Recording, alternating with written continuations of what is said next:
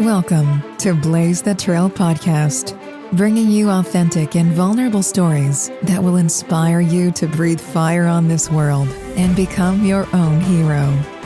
Here's your host, Blaise Hunter. Hello, welcome to Blaise the Trail podcast. I'm Blaise Hunter, and I am a fertility expert. No, I don't help people get pregnant. This is a different type of expertise.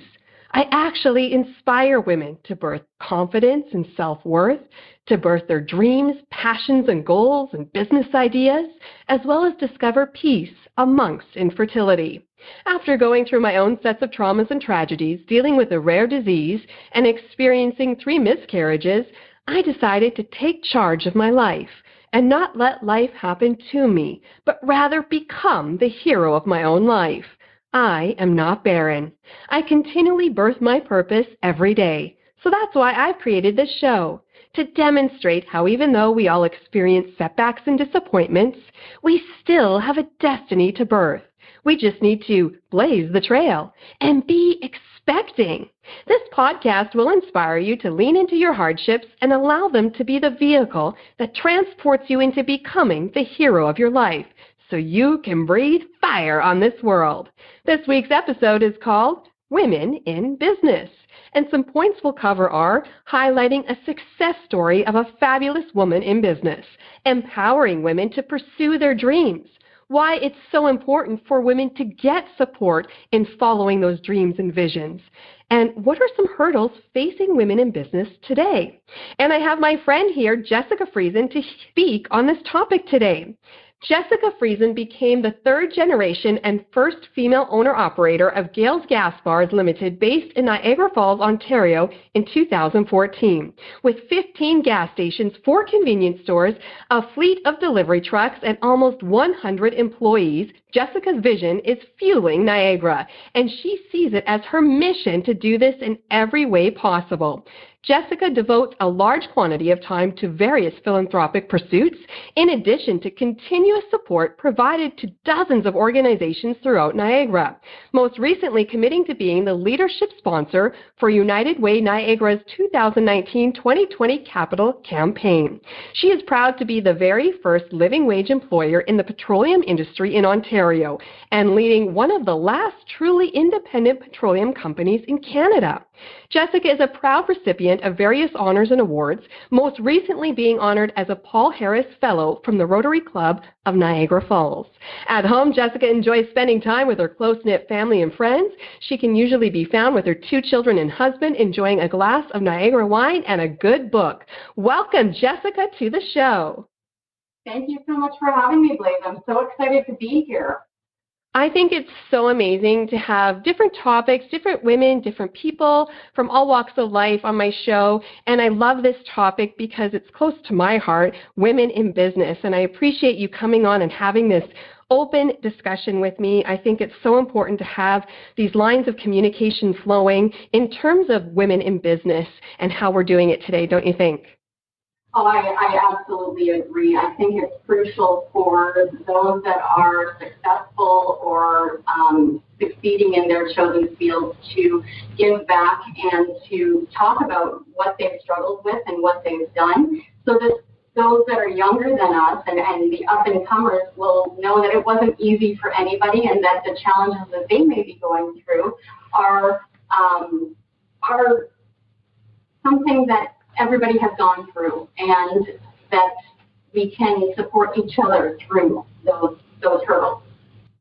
Exactly. So yeah, I touched a little bit on your bio, but can you just tell us a little bit more about your business, yourself, how you got into this, and what does it actually mean to be a living wage employer? Yeah, so I'll give you a kind of a close notes history of my company and myself. So Gales was started in 1967 by my grandfather, Bob Gales Sr., and he started through Gales Fuels, which is our delivery side of the business. He purchased a site to actually wash his fuel truck, and that site happened to have a gas station on it. That was the birth of Gales Gas Bars. My father came into the company about 13 years later, a second generation, Bob Gale Jr., and ushered us through the 80s and the 90s. I was born in the early 80s, and as I was growing up, I really watched what my father and my grandfather were doing. But I was always in the shadow of Bob Gale. It had become a bit of a overarching entity because they were such strong individuals, such strong men at the forefront of a company that was very, very visible in the community. I had always felt that I was not allowed to have my own identity when I was growing up. I was known as Bob Gale's daughter, not Jessica Gale. So when I turned 18 and I graduated from high school, I was very excited for the opportunity to move away and move to school. And I went to the University of Western Ontario in London, and I chose healthcare as my profession. I became a registered nurse. My parents had always been very involved in giving back to the community, in supporting the community, and I had a real desire to make a difference in people's lives and to heal people. And, you know, I had a very large curiosity into healthcare, into how the human body works. So it made sense for me to go into nursing, and I loved it. When I had my son in 2007, I suffered from significant postpartum depression for the first 6 months, for about the first 6 months. And that really changed me entirely. I was not aware, even as a nurse, I was not aware of what I was going through. When my son was first born, I just knew that I wasn't dealing with being a new mother very well. I joined a support group, and when I finally overcame the postpartum depression, I really recognized what I had gone through, and it really bothered me, bothered me because I was an educated nurse. I was an educated individual. I felt that I should have recognized what I had been going through as I was going through it. I should have known better, but I didn't. So that was a little frustrating for me, and I just knew that I didn't ever want to go through that again. When I became pregnant with my daughter, there's 20 months between my children. When I became pregnant with my daughter, I solicited my closest friends and family to watch me and to look for certain triggers that would mean that it was happening again. And I was lucky; it didn't happen a second time. But my father, at that point in time, it was the height of the recession back in 08, 09. My daughter was born February 1st of 09, and my father had purchased 2 new properties that had convenience stores on them. And I remember him coming to me one day and saying, "I know you're looking to get out of the house." I really was a horrible stay-at-home mom. Those women are just amazing. They are my heroes because I need that separation from being home all the time. But he said, I purchased these 2 new sites, and I was wondering if you would like to help me out with them. I know you wanted a bit of a break from the kids. And I remember saying, "Well, how many hours a week are we talking about? Like, what kind of commitment is it?" And he said, "Oh, only, 2 or 3, not that much at all." Well, famous last words. I came into the company, and by the time my daughter was six months old, I was working, I think, 4 days a week. And I was already planning for a 3rd store to be open on one of our existing sites, and I had number 4 in mind, and I was just kind of rolling with it. And I remember going to my dad and saying, "This is working out really well for me. What do you think?" And he said, "Yeah, I'm enjoying it too." He and I have always been very close. And I said, "Well, why don't we try this for a little while? I'm going to put nursing on the back burner. I'll come onto the company full time, and then we'll see where that takes us." Always knowing that I had my degree in my back pocket, that if anything ever really went south, that I could go back to nursing. And it just, by the time, another year had gone by, I was so involved in the company, and it really became a passion of mine. And you've already said, prior to, I think, the podcast, you had said, being passionate. about what you're doing. I am so passionate about Gales. It gives me such a sense of pride to be heading a company that my father ran, that my grandfather ran. There's such a sense of history and of, just of honor to be running this and to be in charge of about 100 people that are trusting me to make sure that I make the right decisions to put food on their table. And I don't ever take that for granted. It's incredibly important to me. I think I digressed a little bit from your question. I apologize. I do that. No, I love that because, like I always say, and I help women and people in general when they wonder what their purpose is or what their next step, or they want to do a project, but they don't know what it is.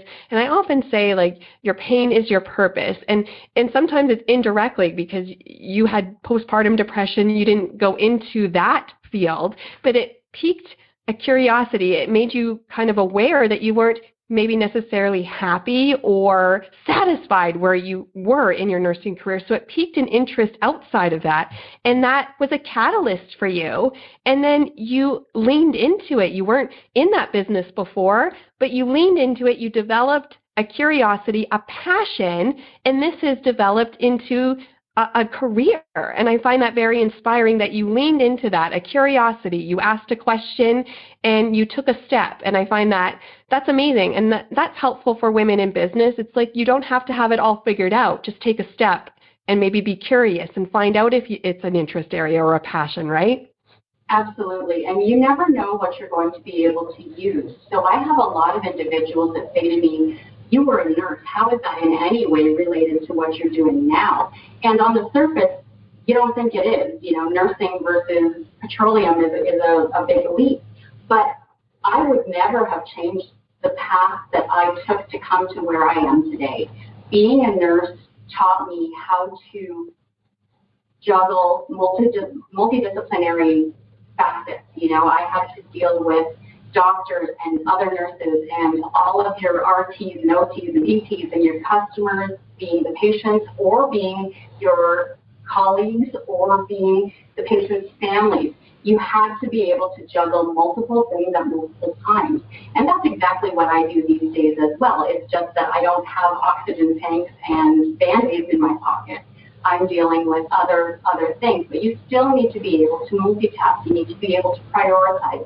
You need to be able to make those crucial decisions quickly to ensure that you're doing the right thing for your company and that you're going in the right way. So I think at a very basic level, the nursing background has assisted me greatly in what I'm doing now, and I wouldn't change it for the world. I love that. And so that kind of leads into my question here. I wanted to ask what attributed to your success, which you kind of answered that with your career really transitioned well because you did some very unique things in multitasking and management and all of that. It can transfer to a totally different career. Did it help you to have a family business to go to instead of building it from the ground up, or was there some hurdles with that? Can we talk about some maybe positive factors and tough lessons you've learned getting into this whole different business? Yeah, you would think that it would be easier taking over a family company, but I have thought long and hard about that, and I actually think that it would be easier in some ways to start a company from the ground up. Right. Obviously, there's a certain amount of capital that the company already had. There's a certain amount of relationships that the company already had. And that's good and bad. There are those that would look at me coming in as if I had been handed that golden spoon, that I hadn't worked for what I was receiving. I took that very seriously. Again, I grew up in my father's shadow. I always had to prove myself, no matter where I was or where I was working or what I was doing. And that's something that I was very cognizant of. And he even admitted himself that I talked about that for years. Taking over a company a family business, especially being a young woman, was very challenging. And I do question whether or not it would have been easier to start my own company. But again, there are pluses, positives and negatives to it. Neither is easy. I just know that some of the challenges that I had, I certainly would not have had I started a company from scratch. Absolutely. And like you had said, there's positive and negatives, like with anything. But I've had that where I was kind of in the shadow of my husband. My husband was in the limelight and media and on radio, and I was always Rob Hunter's wife. And that frustrated me because I was like, I'm my own person. I have talents and passions and, qualities that he doesn't have, but yet I'm in the shadow. But I had to step into my passion to be known for that. I wasn't really working through my passions back then. I was his wife, but now I've stepped into my passion. I've become my own entity. And I think that's what you did. You went into this business in a little bit of a shadow, but how did you learn your identity in that? How did you get that respect from an old boys club guy family business to you paving your way and finding your own path within that entity? Like, how did you do that? So I think it's paramount to be smarter. To put it simply, I think you have to work harder. You have to be smarter. You have to educate yourself more. You have to be working when everyone else has gone to sleep at night. And there were many, many years where I would be in the office at 7 o'clock. I'll never forget. I'm in the office at 7 o'clock. I leave at 5:30 or 6 o'clock at night. I see my kids for long enough to have dinner and put them to sleep, and then you pull out the computer again and you do what you have to do for another few hours in order to get things done. I think in order to make your mark, especially when you are in that shadow, you have to work harder. You have to know what you're doing because people will take you apart when you make a mistake. And mistakes are going to happen, but the mistakes that I make, especially now, are mistakes based on information that I had at that moment in time. I'm going to make mistakes, even going forward. I firmly believe that if you don't make mistakes, you're not trying new things. But you have to make the most informed decisions with the information that you have at that moment in time. And then if it is a mistake after that, then so be it. You knew why you made those decisions at that moment in time. Mm-hmm. And I think that I've noticed a lot, like women, we don't want to make a mistake. I think a lot of times women, we want to do it right the first time and try our best to know everything and see what everything is coming at us, but mistakes are going to happen. And men are really good at taking risks. They're kind of trained to be risk takers, whereas women were thought to be methodical and take one shot and make a good shot, right? But in business, it's risk. And sometimes you're going to take a risk and a shot and it's going to fail. And it's not really a mistake. It's a learning experience. So I think encouraging women to be risky, like calculated risk, but you know that there's going to be times where you don't always get it right. And that's okay because you learn from it, right? Absolutely. I can't agree more. If you're not taking risks, you might as well not be in business. Business is risky. You have to be ready for that, the anxiety of taking those risks, and you have to thrive on that. Otherwise, it will eat you up because business isn't one decision and then moving on and you're good. This business is decision after decision. There's stuff that comes up almost daily that, large decisions have to be made and we have to move on from that. You just have to have the confidence in yourself or learn to have the confidence in yourself, because I don't think that anybody is born with that. Nobody is born knowing that they know everything in the world. We just have to cultivate that confidence and know that we are doing what we believe is best. For sure. Right, too. Men are more used to that. I think traditionally men were encouraged to be the risk takers and, to go out there and to be adventurous, whereas women were traditionally meant to stay home and, take care of the kids and do the knitting and whatever and, just kind of be safe. We were protected, and that was very nice. But now we are living in an age where we can be the adventurous, and we can be the risk takers as well. And we just need to get more confident in that. Exactly. And that just takes more and more shots to take. And like I always say, I heard a quote one time, it was like either you win or you learn. So if you take the shot, it's a risk, and you win, bonus, right? That's what you want. But if you don't make the shot, if it's a big flop, you didn't lose. You learned a valuable lesson. So don't take it as a loss. It's a learning experience to apply it and do it better next time and get closer next time, right? Absolutely. Absolutely. And so you talked about you're attributing to your success, like you worked smarter, you worked harder, right? And you followed your passion. And I think those three things, and taking risks is the fourth thing, has really led to your success.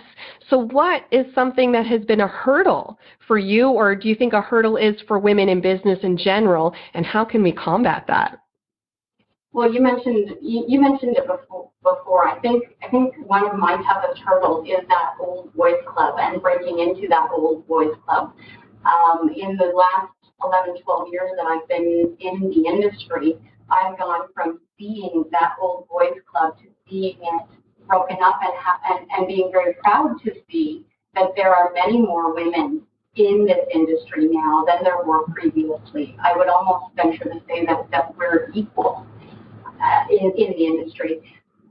But the thing is that you want to break into these areas tactfully. So what I mean by that is I was often taken under the wing of older men who thought that they were doing what was best for me. They looked at me as a daughter or a granddaughter, and they had the best of intentions, and I was able to see that. They would, pat me on the head and say, there, and, just come on, little girl, let's carry on. And as soon as I started speaking, then they would kind of take a step back and look at me and go, whoa, okay, hang on, she's got opinions. That's the crucial moment. Is when they stop and they look and they say, whoa, okay, now, does she make sense? Is she educated? Does she know what she's talking about? I had to develop a tough spine and stand up and respectfully draw attention to my mind and ensure that they understood that I deserved to be around that table with them. Yes. And I found that either they would come around or eventually they would no longer be at the table themselves. Younger generations are much more open to diversity. And by younger, I don't mean young. I mean anyone that has an open mind and is able to adapt to new times. So anyone with a younger mindset. You could be an 80-year-old individual, an 80-year-old man or woman. But as long as they are able to, go with the flow and realize that a woman's place is around the board table, then that's what you need. And I think that, again, it's breaking into those psyches and convincing them that you deserve the spot around the table in a respectful, tactful way, not in a angry way. You see, angry feminists out there. I'm not a feminist. I would never consider myself a feminist. I am definitely an equalist. I think that we deserve to be, treated just as well as men, and that men deserve to be treated just as well as us. We are very lucky to be in the year 2020. We have had wonderful women before us that were eloquent and respectful and aggressive when they needed to be. But I don't know that's the tack that we should be taking now. Now it is, we've already earned the seat at the table. Now we need to keep it. Yeah, and I love that, what you were saying there, because I've had that moment where, I've just sat there as maybe, the silent one at the table over a dinner conversation and the men are talking, and I've had to work on my confidence. So I think a lot of women in business know their business, know what they're doing, are very valuable and, leaders in their field, but we need the confidence to step in that conversation and own it and own what we know, and then turn the light bulb and they're like, she really does know a point. She really knows what she's talking about. She has different insights that I've never seen. But it's having that confidence to use our voices. And I think women have been silenced for so long that we're still a little bit timid. And sometimes, sometimes I say things that maybe aren't 100%, but that's okay. Like, it's the risk. I'm willing to take the risk now to use my voice and keep that seat at the table and keep the conversation going and keep it an equal conversation rather than just someone else pointing out their point of views and me sitting there and being like, I knew that, right? Like, it's the confidence we need to get over and that lack of, that we're fearing that we're saying something wrong when we know it, and just work on that to allow ourselves to continue in that pathway of equal partnerships of women and men in business, right? Absolutely. And I think you hit the nail on the head is we are just quieter. And that's just the way that we're built. Our voices tend to be softer. We are not a man that has a big booming voice. So they speak and everyone hears them. We speak and people have to stop talking to hear us. And I think that's a very strong positive for us, however, because once they realize that we do know what we're talking about and we deserve that seat at the table, everyone will quiet down in order to hear what we have to say. And it will be more powerful than all the screaming and shrieking that we could possibly do. It's when people would respect us and wait to hear what we have to say and have our opinions be requested as opposed to be us shoving them down somebody's throat. Well, and that's just what we're saying here. We're not saying for women to be in business, we have to be like men. It's using our own strengths and qualities as a woman. Like, some women are more masculine, some women are more feminine, but what is your strength and using that? Don't dip into something else that you think you need to be strong.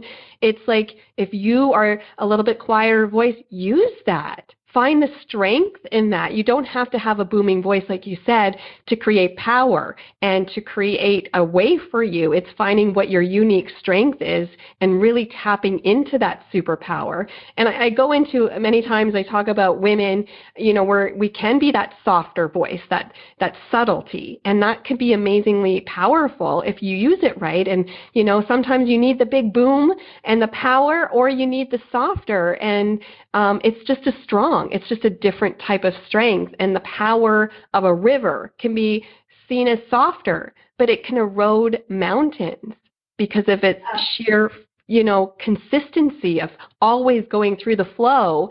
So let's tap into that strength. Let's try not to be a man in the boardroom. Let's be us and be powerful.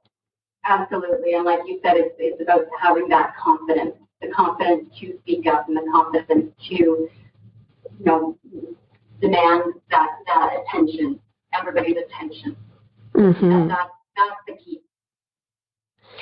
Going through your history and all what you're doing with, from your nursing background, going into your family business and really carving out a path for you, not being a shadow in your father's footsteps or in the man's footsteps in that business, but you've really created a path, a journey for you and a space for you at the table. But you also have done a lot of philanthropic pursuits. And I wanted to ask you about that. Why do you think that's important, and why have you done that and really carved that out for you, and why is that important? I believe it's my duty and it's everyone's duty to give back to the community. I grew up watching my parents volunteer their time and their money to hundreds of organizations throughout Niagara, and I've seen the positive results of that investment. Niagara is a better place because my parents are in it. I hope to continue that journey and set the same example for my children. I believe that each generation can make a positive difference in Niagara. We just need to be committed and honest and give 100% to everything that we do. Personally, I have a mission that's very simple. I simply want to leave the world a better place than it was when I entered it. I want to help people and make a difference in their day. I went into healthcare for that reason, to help people heal and to make a difference in their lives.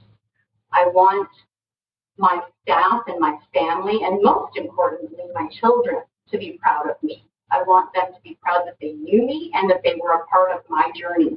I believe that I set an example every day for my children, and that if I strive to do great things, my children will strive themselves.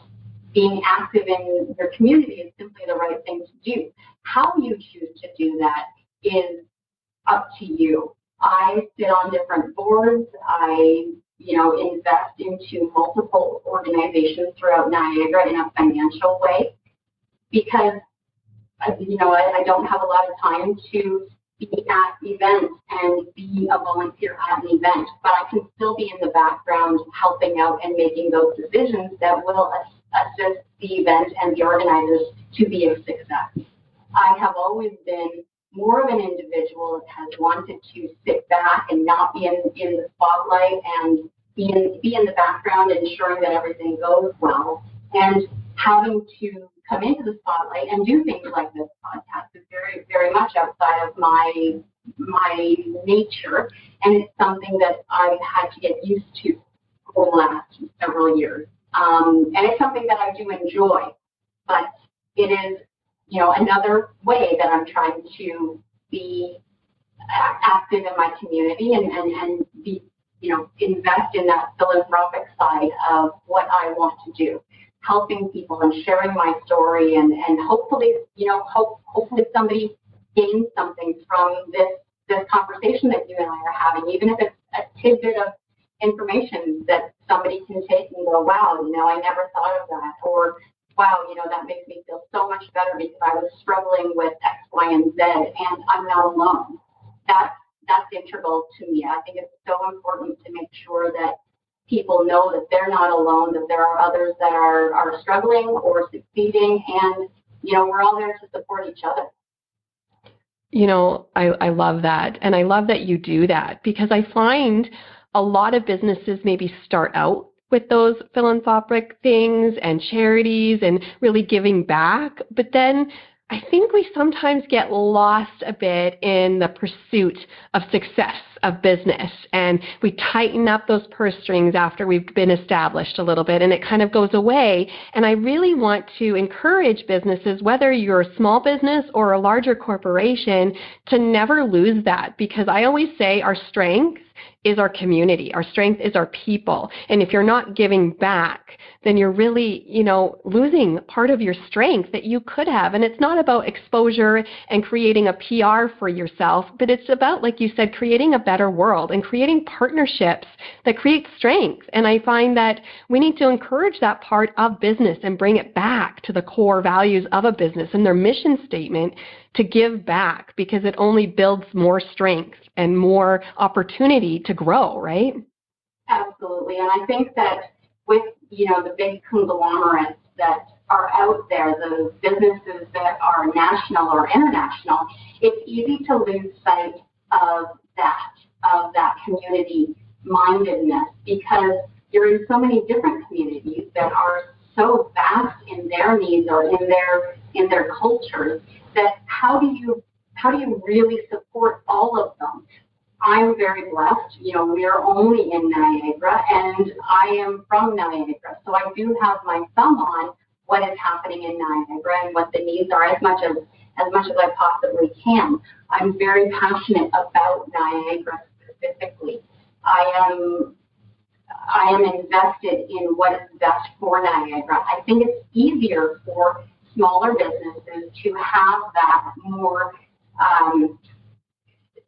central mindset into the community that they service, because they are part of that community. If I was sitting in a glass tower in Toronto or Calgary or Vancouver, I don't know that I would even be thinking of Niagara. But that's one of the great things about small independent businesses is you have that commitment to the community. And as you said, we are only as strong as our community connections. The community of Niagara has been so kind to my company and my grandfather and my father and myself, and by extension, all of my staff, and hopefully one day my children will be running this company and the community of Niagara will support them. But it's absolutely crucial that it's reciprocated. It's a two-way street, and we support Niagara as well and get involved in as much as we possibly can. And I think that is key. It has to be a reciprocal relationship.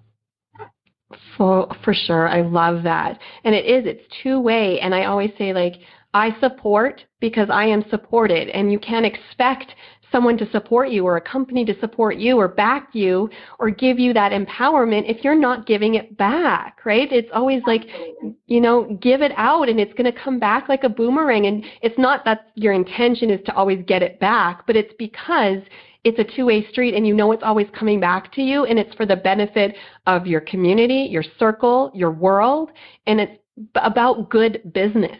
Not just women in business, it's good business in general. And it leads me to the next point of like, we talk about supporting because we are supported. Well, what have you felt has helped support you in your pursuit of this career of your dreams and where you are today, and maybe explain why it's so vital for women specifically to get that support to pursue their dreams in business? So I think that one of the things that has been paramount for me is I was a very, very shy child. I was very introverted, and that is my nature. I'm a very introverted individual. I have had to force myself out of that shell and to become an extrovert when necessary, and to be open to new experiences and not to be afraid of new things. We talked about risk earlier. I was very much that quiet, shy little girl that would sit inside reading a book all day. That was me. And when you're in business, you can't afford to be like that, because you need to be out there in the community. You need people to know who you are. You need to be extroverted. You need to have people seeing what you're doing. We live in the day and age where a lot of people have the mindset of, what have you done for me lately? When my grandfather ran the company, it was a different kind of dynamic. People were very loyal. People knew what my grandfather had helped them out with or assisted them with, and they would come back to Gales to support my grandfather because of that, and their memories were long. But it's not that way now. So I think that being out there in the community and being open to new experiences. I had never done a podcast prior to a month ago, and now I've done 3. So, this is one of those new experiences, being able to have confidence and go on to new things and try new things.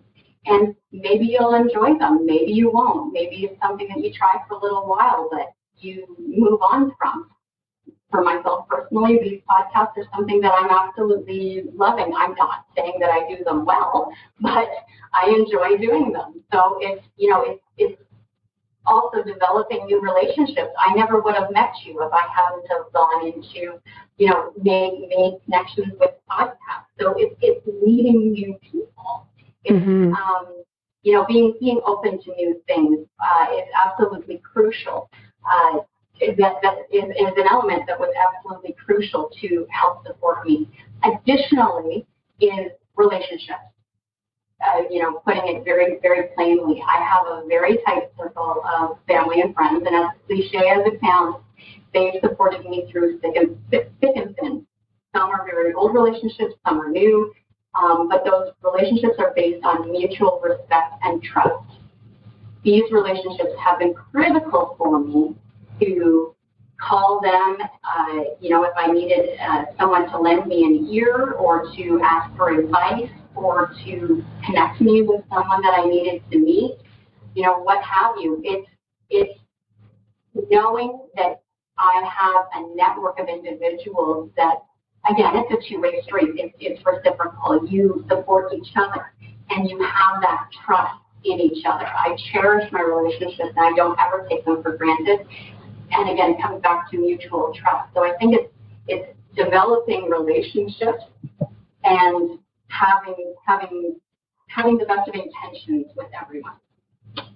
Oh, yes, I couldn't agree more. It's about building that relationship and trust, and it's not about building this, how we have with social media and about followers, and it's going those aren't your relationships. that's part of marketing and branding, but creating this circle of people, your tribe that support you, you support them, you bounce things off, you're going to get honest advice, you're going to get real, emotional support, physical support, whatever it is that you need. It's your tight-knit circle that is going to be there, that's going to give you guidance and wise, insights and things that you may not see when you're looking at it, but they can see, and they know you, and they want the best for you. So I really encourage anyone in business is find those few sets of people that are knowledgeable in different aspects that you're not good at, because we don't need help with what we're good at. We need help that we're not good at, and that advice, right, to support us and push us and challenge us.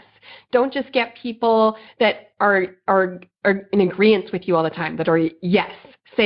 Get people that look differently at things than you do and help you, challenge you to push. Like you said, you've never done podcasts before. Now you're liking it, but you tried something new. So don't be scared to do something new. You may not like it, but you might will, right?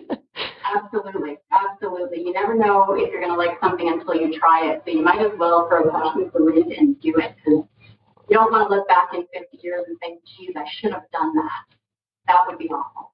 Exactly. And even just where you were with postpartum depression, and if you just stayed there, right? Like, look what happened for you taking a shot at something you thought you would never do, a completely opposite career path. And same with me. I'm a radio host, a public relations person, and marketing. And then I went through infertility and a disease, and it changed how I wanted my life to lead. And I needed some happiness and passion, and it became a book. And now I'm a speaker and a podcaster, and it's just been an incredible business. So you just never know where life will lead you, and don't discount something that you may not be interested in, that's not your path. Like, you don't know. You don't know where life will take you. Absolutely. And I think it's also important to keep an open mind of everything. You don't know, you don't want to walk into any situation or any relationship with preconceived notions. Niagara is a very small community at the heart of it. And, you hear people's opinions on other organizations or other people. And okay, take those opinions and keep them in your back pocket, but go into whatever organization or relationship or whatever with an open mind and form your own decision on what you think of that organization or relationship. It's because you never know what the truth is in matters. And it's so important to make your own decisions and take those experiences and really be in the moment, as opposed to, hearing in the back of your head what other people have said to you. For sure. And like having that grit, because women in business, it is a challenge. Like we're breaking through a lot of things, a lot of barriers, even, wages not being equal and different preconceived notions of what women are, and getting out of these boxes, right? And becoming our own, powerhouse. But like, it's about just keep pushing, and it's not about you're a failure or this didn't work. It's about keep pushing, be that river, keep eroding that mountain, keep doing things, keep trying different avenues, pivot. But if you have a dream and you want it, you've got to work for it, right? Absolutely. Life is a journey, and you don't want to get bored. You spoke about the wage gap, and earlier you had mentioned about living wage. So we are a living wage employer within Ontario, and what that means is there's minimum wage and there's living wage. And living wage is determined by the Ontario Living Wage Organization. They go by municipality, and they work out what it would take per hour to pay someone, for that individual to have a roof over their head, food on their table, a little bit of spending money, and be able to have their children in school. And I think it's based off of 2 parents and 2 children demographic. So for Niagara, it's $18.12 an hour, I believe, and our minimum wage is at 14. Oh my goodness, I think it's at $14.50 or $14.75. And I'm very proud to be the very first living wage provider in the petroleum industry in Ontario, and that speaks to how passionate I am about the community of Niagara and what I feel is needed in the community of Niagara. I looked at my staff, and we had been paying minimum wage, and I thought, what can we do for these individuals to make their lives better, to make Gales an employer of choice. That was my vision, was becoming an employer of choice, to have staff that are happy so that they are treating our customers well, that our customers will come back. It's a whole cyclical thing, but it started with, how do I make my staff happy? What's an investment that I can do? And we had already started going down the road of providing benefits and providing a higher wage than minimum when I did first hear about living wage, which was about a year and a half ago. And I kind of took that and ran with it and learned about what living wage really meant. And of course, you got to do the numbers. You got to, make sure that you can, it's a sustainable endeavor, because you don't want to go into something that you're not going to be able to afford for very long, especially something of this magnitude. But I'm very, very proud to be a living wage provider. And that's part of my give back to Niagara, is ensuring that every staff member that I have is being paid a living wage, so that I can make sure they're being taken care of as best as possible. That's so inspiring. I really appreciate and honor that you're, really going for that commitment and keeping your community in mind. And we talked about that, supporting, because you are supported. You are a business in that community, but you need their support back. So it's a two-way street. And I really appreciate that you're holding the line on that living wage. And that's just awesome. I really, really applaud that. That's absolutely amazing. Which kind of leads me into my last point, which is I want to know what inspires you, Jessica, and empowers you to keep you pushing forward and doing more and just really holding the line and challenging yourself to be a better person in this world. I think it comes back down to my personal vision, which is, leaving the world a better place than it was when I entered it. I want to make a difference in Niagara or in the world if I have that opportunity. I want to make a difference. And that's in any way that you can possibly think of. That's in a smile at the grocery store, or becoming a living wage provider. One example that I have that really spoke very strongly to me, last year I gave a talk at a United Way kickoff function, and it was one of the first times that I spoken publicly, certainly to that number of people. I think there were about 500 people in attendance, and it was the very first time that I publicly stated my personal struggle with postpartum depression.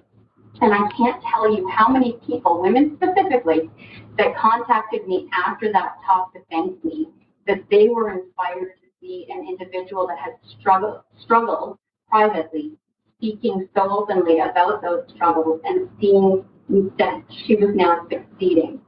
I think I like making a difference in people's lives. I like making things better for people. And I think that really, is rooted in it's really rooted in that need to make the world a better place. And I was a nurse. You can see it. I wanted to help people, to heal people, to make them better. And now I'm just doing it in a different way.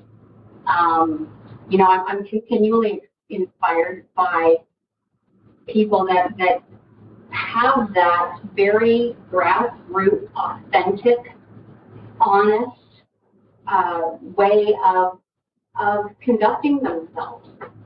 Someone that is truly passionate about what they're doing. You know it. You can't fake that kind of passion. It's part of your gut. Oh, for sure. That's so amazing. And, you've got to lean into what inspires you and keep pushing into that. And like we talked about, passions, and just really pursuing being the best version of you. You are nobody else. Nobody else in this world is you. You've got to lean into that and be the best you, and keep challenging ourselves to do that. And the sky is the limit of what we can accomplish if we could just do that. And I love it. And that's inspiring for anything in life in general, but plus women in business. So thank you so much, Jessica, for coming on the show. You know, if anyone is interested in maybe picking your brain or knowing more about your business in Ontario there, can people get in contact with you? Absolutely. So I'm on LinkedIn, Jessica Friesen. You can go to my website, or you can call me. My phone number is 905-356-4820. I'm in Niagara Falls, Ontario. Or you can email me at jessica@gales.ca.